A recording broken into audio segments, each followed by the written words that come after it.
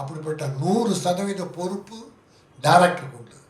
அப்போ எல்லா நடிகைகள் டெக்னீஷியன்ஸ் அவர் கேட்குறதா செய்யணும்.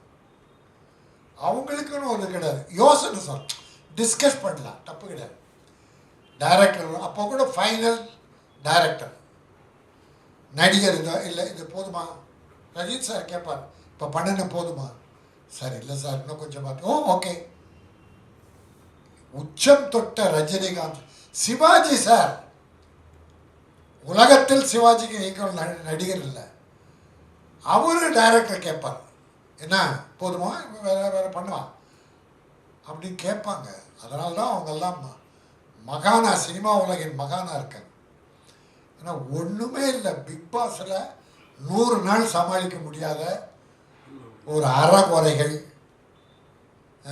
அங்கே போய் டைரக்டர் மனவேதனைப்படுத்தி, ப்ரொடியூசரை மனவேதனைப்படுத்தி, இப்படி ஒரு ப்ரெஸ் மீட்டில் எங்களெல்லாம் கூப்பிட்டு எங்களை வேதனைப்படுத்தி, ஏன்னா எல்லாரும் நல்லா இருக்குன்னு நினைக்கிறோம்.